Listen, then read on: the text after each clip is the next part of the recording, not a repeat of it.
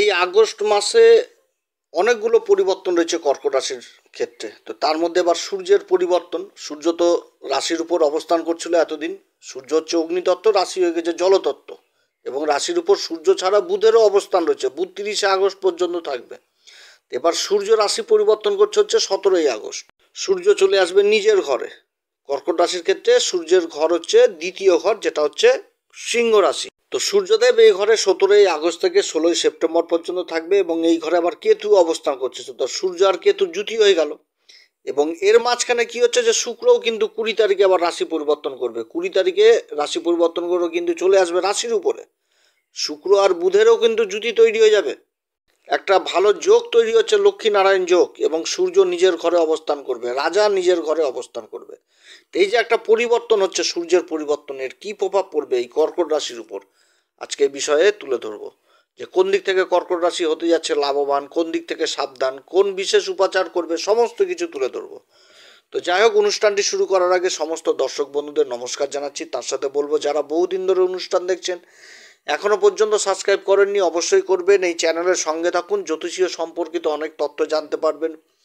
তবে আমি কোনো রকমভাবে কোনো দর্শক বন্ধুকে বিভ্রান্ত করার চেষ্টা করছি না। এটা গ্রহদের গোচরের উপরই বলা হচ্ছে, কারো কোনো রকম ব্যক্তিগত কুষ্টি ধরে আলোচনা নয়, এবং এটা চন্দ্র রাশির উপরেই বলা হচ্ছে।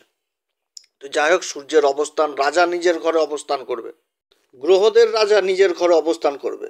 সূর্য হচ্ছে কি আত্মার কারক, সূর্য হচ্ছে পিতার কারক, সূর্য হচ্ছে আত্মবিশ্বাস, সূর্য হচ্ছে প্রশাসন, প্রশাসন সত্তা, সমস্ত কিছু সূর্য থেকে দেখা হয়। তো যাদের জন্মকুষ্ঠিতে সূর্য খুব ভালো থাকে, তারা জীবনে প্রশাসনের দিক থেকে সুবিধা লাভ করে। সব রকম সুবিধা হয়, প্রশাসনকে মাল দিয়ে সেখান থেকে ব্যবসার মাধ্যমে ইনকাম, কিংবা প্রশাসনিক কাজকর্মে উচ্চ আধিকারিক পোস্ট বা সরকারি কোনো যে কোনো লেভেলের কাজ, এগুলো কিন্তু হয় যাদের সূর্য মানে খুব ভালো অবস্থায় থাকে। সূর্য হচ্ছে গ্রহদের রাজা, নিজের ঘরে অবস্থান করবে, রাজা রাজার ঘরে অবস্থান করবে। তাহলে কতটা একটা ভালো যোগ হতে যাচ্ছে, যে একটা কতটা শক্তিশালী মুভমেন্ট, সেটাও আবার অবস্থান করছে কোথায়, ধন সম্পত্তির ঘরে, বাণীর ঘরে, খাওয়া দাওয়ার ঘরে, আত্মীয় স্বজনদের ঘরে। তো রাজা যদি নিজের ঘরে অবস্থান করে, তো নিজের কোষাগারকে তো সব কোনো সময় ফাঁকা রাখতে পারবে না। অর্থাৎ অর্থের কিন্তু যোগান এই সময়কালে হবে, এবং আর্থিক দিক যথেষ্ট উন্নতির যোগ দেখাচ্ছে এই কর্কট রাশির ক্ষেত্রে। সূর্য হচ্ছে কি আবার ধর্ম রক্ষক, ধর্মকে রক্ষা করার দায়িত্ব হচ্ছে কি রাজার। তো রাজা হচ্ছে সূর্য। তো ধর্মের জ্ঞান পাচ্ছে কোথা থেকে, গুরুর মাধ্যমে ধর্মের জ্ঞান পাচ্ছে। যার জন্য তো সে প্রশাসন, যে জ্ঞান রাজ্যকে চালাতে গেলে যে জ্ঞান, সেই জ্ঞানটা তো গুরুর মাধ্যমে থেকে আসছে।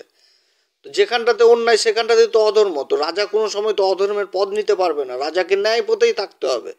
কারণ সে হচ্ছে বিচারক, সে বিচার করবে। প্রজারা যদি কোনো রকম কিছু করে, তার বিচার হবে। প্রজাদেরকে সঠিক পথে নিয়ে যাওয়া, সেটা রাজার কর্তব্য। যার জন্য কিন্তু রাজা এমন জায়গাতে বসতে চায় যেন প্রজারা সবসময় রাজাকে দেখতে পায়। এবং রাজার মধ্যে আবার আত্মঅহংকার থাকবে, রাজার মধ্যে ক্রোধ থাকবে, রাজার মধ্যে আবার থাকবে কি প্রজাদের জন্য প্রেম, ভালোবাসা, মায়া, মমতা, এগুলো কিন্তু থাকবে।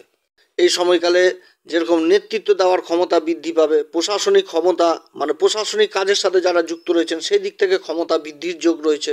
জীবনে খ্যাতি, সুনাম, সামাজিক মর্যাদা, এগুলো সমস্ত কিছু কিন্তু এখন বৃদ্ধি হবে এই কর্কট রাশির ক্ষেত্রে, কারণ রাজার ঘরেই অবস্থান করছে। এবার সূর্যের তো পরিবর্তন হচ্ছে 16 তারিখে। এই 16ই আগস্টে, 17ই আগস্টে সূর্য রাশি পরিবর্তন করবে। আবার এই সময়কালে এবার বুধ রাশির উপর একা থেকে যাচ্ছে, এবং বুধ কিন্তু মার্গী অবস্থায় চলে এসছে। বুধও কিন্তু আবার ওই 21 তারিখে নিজের নক্ষত্রে চলে আসবে, অশ্লের সাথে চলে আসবে, এবং আগস্ট মাসের 30 তারিখ পর্যন্ত অশ্লের সাথেই থাকবে রাশির উপরে। আর এর মাঝখানে আবার শুক্র রাশি পরিবর্তন করছে 21 তারিখ। তো শুক্রও কিন্তু চলে আসবে, বুধের সাথে তৈরি হয়ে যাবে রাশির উপরেই কিন্তু লক্ষ্মী নারায়ণ যোগ। এরপরে আগস্টের 30 তারিখে আবার বুধ রাশি পরিবর্তন করে নেবে, বুধ চলে আসবে এই দ্বিতীয় ঘরে, সূর্যের সাথে জুতি তৈরি হবে, বুধাদিত্য যোগ। কেতু থাকছে সাথে, আর অপরদিকে রাশির উপর শুক্র থাকছে, আর দেবগুরু বৃহস্পতি থাকছে দ্বাদশ ঘরে। এবং দেবগুরু বৃহস্পতি দৃষ্টি থাকছে সূর্য, কেতু আর বুধের যে মিলিত জুতির যে দৃষ্টি থাকছে, পড়ছে হচ্ছে অষ্টম ঘর, যেটা হচ্ছে কুম্ভ রাশি। এই ঘরেও কিন্তু দেবগুরু বৃহস্পতির দৃষ্টি থাকছে, আর এই ঘরেই রাহু আবার অবস্থান করছে।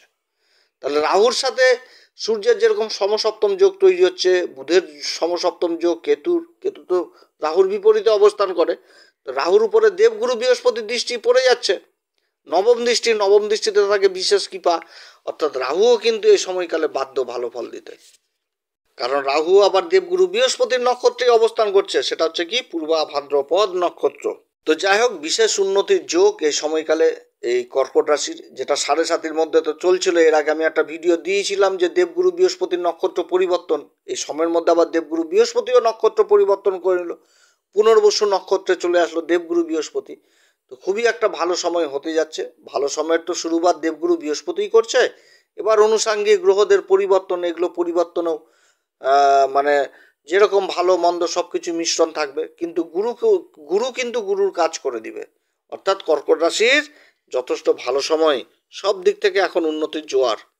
তো যাই হোক, কর্কট রাশির ক্ষেত্রে সূর্যদেব আগস্ট মাসের 30 তারিখ পর্যন্ত মঘা নক্ষত্রেই থাকবে। এবার মঘা নক্ষত্রটা কার? মঘা নক্ষত্র হচ্ছে কেতুর নক্ষত্র, আর কেতু কিন্তু সূর্যের সাথেই অবস্থান করছে। কেতু হচ্ছে কি ছায়া গ্রহ, এবং কেতু যে নক্ষত্রটাতে অবস্থান করছে সেটা হচ্ছে কিন্তু আবার পূর্বা ফাল্গুনী নক্ষত্র, শুক্রদেবের নক্ষত্র। এবং এই সময়কালে আবার শুক্রও কিন্তু রাশি পরিবর্তন করে নিচ্ছে। শুক্র কিন্তু দেবগুরু বৃহস্পতির সাথে 20 তারিখ পর্যন্ত থাকছে। 21 তারিখে রাশি পরিবর্তন করলো, চলে আসলো রাশির উপরে, এখানেতে তৈরি হয়ে গেল লক্ষ্মীনারায়ণ যোগ। এবার সূর্যের সাথে কেতুর একটা অবস্থান, আর কেতু অবস্থান করছে পূর্বা ফাল্গুনী নক্ষত্রে। এবং এই নক্ষত্রের যে জিনিসটা সেটা কিন্তু বুঝাচ্ছে কি, যে জয়ের পরবর্তী উল্লাস। আর সূর্য যে নক্ষত্রটাতে অবস্থান করছে মঘা নক্ষত্র, যার সিম্বল হচ্ছে কি সিংহাসন, এবং তার সাথে আরও একটি এর সিম্বল দেওয়া হচ্ছে, সেটা হচ্ছে পালকি। তো পালকি কিভাবে টানে? পূজারাই তো পালকি টানে। তো পালকির দুই দিকেই তো লোকজন থাকে, সেটা ঘাড়ে কাঁধে করে নিয়ে যায়। আর সিংহাসন, তো রাজা যদি এই মঘা নক্ষত্রে অবস্থান করছে, আর কেতু অবস্থান করছে পূর্বা ফাল্গুনী নক্ষত্রে, তাহলে কিন্তু এখানটাতে একটা প্রাপ্তি যোগ কিন্তু থাকছে যে সময়কালে। তো এই প্রাপ্তি যোগটা কোন দিক থেকে হবে? একটা অর্থনৈতিক বিশেষ উন্নতির যোগ থাকছে। আকস্মিক কোনো রকম একটা বড় প্রফিট হয়ে যাওয়া, ব্যবসা ক্ষেত্রে হোক, বা কোনো একটা প্রমোশন, যারা সরকারি লেভেলে রয়েছেন সরকারের দিক থেকে একটা প্রমোশন যোগ হয়ে যাওয়া, কিংবা যারা কর্মের সন্ধান করছেন, যে কর্ম পাচ্ছেন না, তো সেই ক্ষেত্রে কিন্তু কর্মের লাভ হয়ে যাওয়া। কারণ সূর্য রাজা, সিংহাসন আমি সিম্বল বললাম, এবং তার সাথে যে পালকি, তো এই যে জিনিসটা, তো সূর্যের কিন্তু মূল যে সূর্য যে ঘরটাতে উচ্চ হয় সেটা কিন্তু মেষ রাশিটাই পড়ছে কর্মের ঘরে।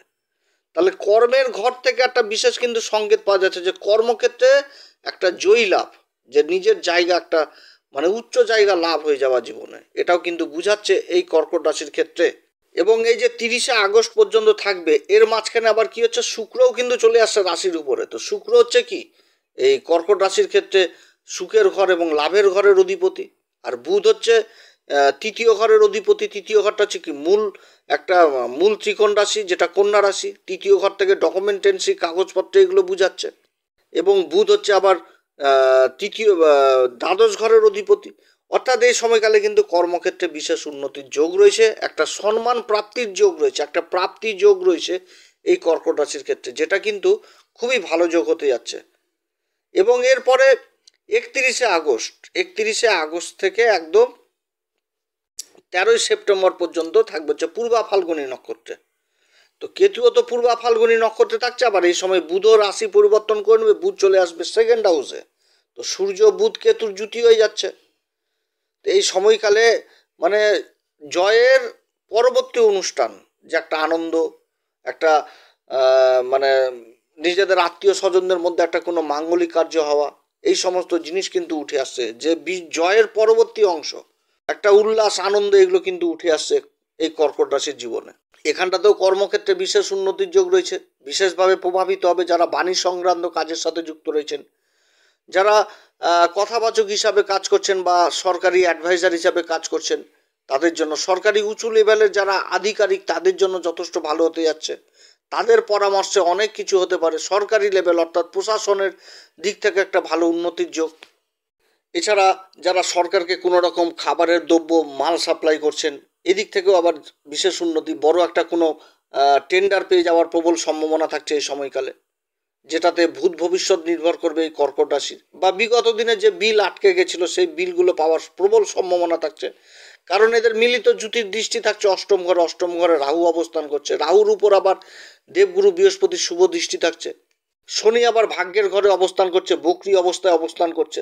তো যে গ্রহদের অবস্থান তাতে কিন্তু এই জিনিসগুলো উঠে আসছে যে পুরুষার্থ পরাক্রম যেরকম খুব ভালো, নিজের কাজকে এগিয়ে নিয়ে যাওয়ার জন্য যথেষ্ট পরিশ্রমও করবে এবং তাতে আয় উন্নতির যোগও থাকবে।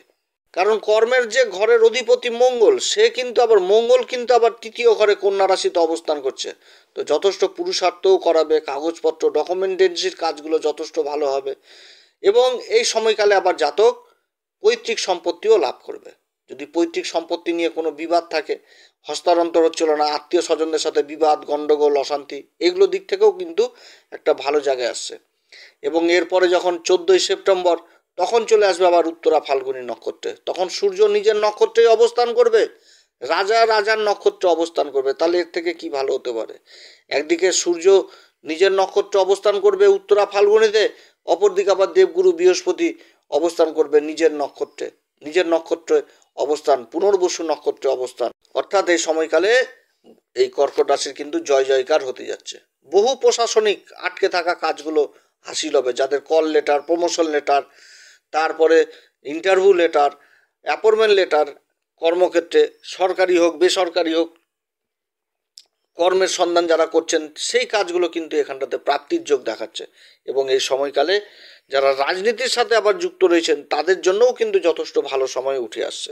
তবে এই যে 3টি নক্ষত্র বললাম, এই নক্ষত্রে যখন কোন দিক থেকে সাবধানে থাকতে হবে এই কর্কট রাশিকে, যখন মঘাতে থাকবে, মঘা নক্ষত্রে থাকবে, তখন তো আবার এই কেতু থাকছে পূর্বা ফাল্গুনী নক্ষত্রে। তো কেতু সবসময় কি পাস্ট জিনিসটাকে উঠে তুলে ধরে। তো রাজার মধ্যে কিন্তু সমস্ত কিছুই পাবে, তাও কিন্তু কিছু একটা ফাঁকা মনে হবে, কারণ সেই চেতনাটা আসবে যে একটা ফাঁকা, যে একটা ঈশ্বরের চিন্তা, ঈশ্বরের ভক্তি, এগুলোও কিন্তু উঠে আসছে। পূর্বা ফাল্গুনী নক্ষত্রে যখন থাকবে তখন বিশেষ করে নিজের খাওয়া দাওয়ার দিকে যথেষ্ট খেয়াল রাখতে হবে, কারণ এটা কি জয়ের পরবর্তী উল্লাস। তো জয়ের যখন কোনো জায়গায় কোনো নিজের লক্ষ্যে যদি পৌঁছানো যায়, তো তার কেউ তো সেলিব্রেশন করে যে নিজের এটাকে জয়ী হিসাবে কোনো একটা খরচাপাতি, থাকা খাওয়া দাওয়া, আনন্দ ফুর্তি, তো সেই জিনিসটা উঠে আসে। তো অতএব এই সময়কাল আবার নিজের খাওয়া দাওয়া, নিজের শরীর স্বাস্থ্যের দিকেও যথেষ্ট খেয়াল রাখতে হবে। এবং উত্তরা ফাল্গুনী যখন নক্ষত্রে সূর্য নিজের নক্ষত্রে অবস্থান করবে, সঙ্গে কেতু থাকছে, বুধ থাকছে, অতএব নিজের মুখের ভাষাকেও যথেষ্ট ঠিক রাখতে হবে এবং নিজের শরীর স্বাস্থ্যের দিকেও যথেষ্ট খেয়াল রাখতে হবে। এবং নিজের মনের মধ্যে ক্রোধ, অহংকার, জেদ এই সময় কিন্তু আবার বৃদ্ধি পাওয়ারও সম্ভাবনা থাকছে। অতএব এই দিক থেকেও কিন্তু বিশেষভাবে নিজের দিকে খেয়াল রাখতে হবে, কারণ বাণীর ঘরে সূর্যের অবস্থান, রাজা একটা হুকুমদারি মনোভাব থাকবে, হুকুমদারি মনোভাব প্রকাশ পেয়ে যাবে, যে যাকে যা ইচ্ছা তাই বলবো, সেটা তো হবে না। যে সামনে থাকা ব্যক্তিকে এমন কিছু বলে দিলাম তাতে মনক্ষুণ্ণ হয়ে গেল, হওয়া কাজ ভেস্তে গেল, এটা করলে কিন্তু কর্কট রাশির অসুবিধায় পড়তে হবে। তবে কর্কট রাশির এরকম মানসিকতা থাকে না। কর্কট রাশি তো হচ্ছে জলতত্ত্ব রাশি, মায়া মমতায় ভরা রাশি। এরপর শুক্রও চলে আসবে, শুক্র তো রাশির উপর অবস্থান করবে, বুধ চলে আসবে সাইডে, বুধও কিছুদিন থাকবে। তো মায়া মমতার রাশি, শুক্র এসে সেই জিনিসটাকে আরও বৃদ্ধি করে দিবে, কারণ শুক্র হচ্ছে শুভ গ্রহ, রাশির উপর অবস্থান করবে।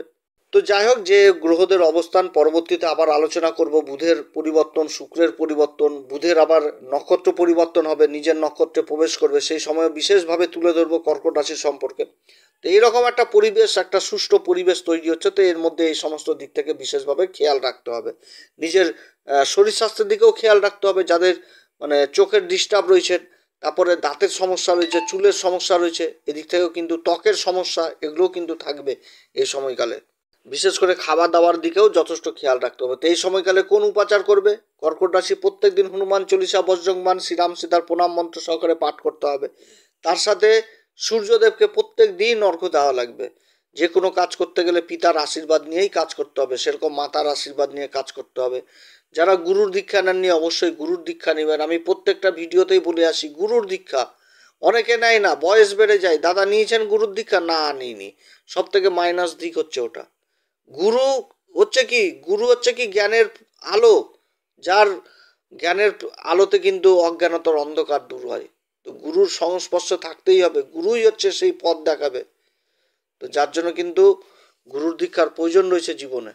তো যাই হোক, যারা নেননি তারা নেবেন এবং মন্দিরে পূজারীদের পা ছুঁয়ে আশীর্বাদ নেবেন। মন্দিরে পূজারীদের অবশ্যই এই সময়কালে ওই আসন দান করবেন, যে আসনগুলো কিন্তু দোরাঙা হবে। অর্থাৎ পশমের আসন, ছ্যাঁকড়া ছ্যাঁকড়া ওই আসনগুলো দান করবেন এবং রিকোয়েস্ট করবেন যেন ওই আসনে বসেই পূজা করে, কারণ এটা কেতুর একটা এটা রেমেডি। এটাতে কেতু যথেষ্ট ভালো হবে। যখনই ওই পূজারি ওই বসে আসনের উপর বসে পূজা করবে, তো সেটা কি হচ্ছে, তো ব্রাহ্মণ যেহেতু, তাহলে গুরুর সংজ্ঞাটা চলে আসলে, এবার গুরু পূজা করবে, ঈশ্বরের পূজা করবে। তো কেতু এটাও জিনিস, আধ্যাত্মিক জিনিসটাকে বুঝাচ্ছে। ঈশ্বরের আরাধনা করবে সেই আসনের উপর বসে, অর্থাৎ কেতু কিন্তু যথেষ্ট ভালো হবে। কেতু দ্বারা কি হবে, যে দ্বিতীয় ঘরে অসূর্যের সাথে অবস্থান করছে, রাগ জিনিসটা, ক্রোধ জিনিসটাকে আরো বৃদ্ধি করে দিবে, এগুলো করে দিবে আকস্মিকভাবে। অতএব এই সমস্ত কিছু করবেন। পিতাকে কোনো সময় এই সময়কালে অপমান করবেন না বা দুঃখজনক কথা দিবেন না। কোনো কাজ করতে গেলে অবশ্যই পিতা মাতার উভয়েরই পরামর্শ নেবেন। তো যাই হোক, অনেক কথা আলোচনা করলাম কর্কট রাশি সম্পর্কে। আপনারা সবাই ভালো থাকেন। এরপরে আবার আসবো একটি নতুন পর্ব নিয়ে। নমস্কার, ধন্যবাদ।